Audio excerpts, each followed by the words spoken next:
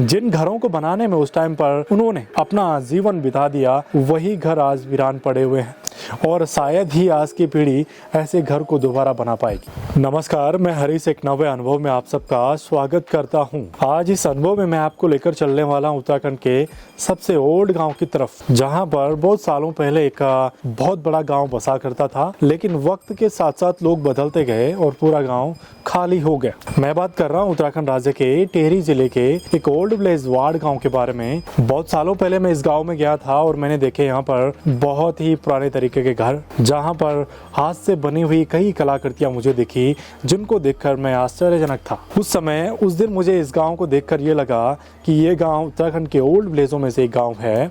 ये जो वार्ड गांव है, बहुत सालों पहले इस गांव में लोग पशुपालन से अपना जीवन यापन किया करते थे। उस समय पर जिस इंसान के पास ज्यादा जमीन हुआ करती थी, ज्यादा पशु हुआ करते थे, उसी इंसान को अमीर माना जाता था।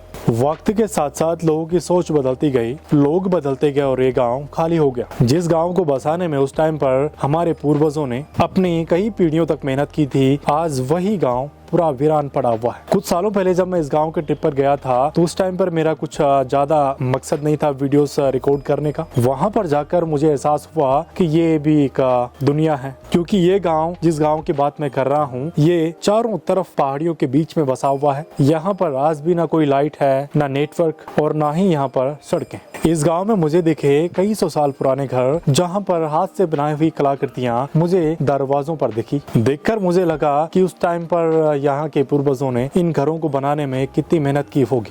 अफसोस हुआ मुझे इस बात का कि आज के समय में जिन उम्मीदों के साथ में यहाँ के पूर्वजों ने उन गाँव को बसाया था, उन उम्मीदों पर आज के जो पीढ़ी है, आज के जो जनरेशन है, वो खरी नहीं उतर पाई। जिन घरों को बनाने में उस टाइम पर उन्होंने अपना जीवन बिता दिया, वही घर आज वीरान पड़े हुए हैं और शायद ही आज की पीढ़ी ऐसे घर को दोबारा बना पाएगी। जितने भी पत्थर, लकड़ियों का उपयोग इन घरों में हुआ है, मुझे लगता है उस टाइम पर पूर्वजों ने एक एक पत्थर को उठाकर कई दूर से लाया हुआ है। जिस तरह की कलाकृतियां मुझे इन घरों के दरवाजों पर दिखी, मुझे लगता है एक एक दरवाजे को बनाने में उस टाइम पर वहां के पूर्वजों के महीने साल बीते होंगे, क्योंकि एक एक कलाकृति को बहुत बारीकी से छेनी हथौड़ी के सहारे बनाया जाता था। इस ट्रिप पे मेरी कोशिश ये रहेगी कि मैं वहां पर आपको एक एक चीज के बारे में बहुत डीप बातें करूं, बहुत डीप जानकारी दूं। ये जो गाँव वीरान पड़े हुए हैं, आने वाले समय पर अगर यहाँ के स्थानीय लोग, सरकार इस चीज पे काम करे, तो ये गाँव एक पर्यटन गाँव के रूप में विकसित हो सकते हैं। ये जो गांव वीरान पड़े हुए हैं, आने वाले समय पर अगर यहाँ के स्थानीय लोग, सरकार इस चीज पे काम करे,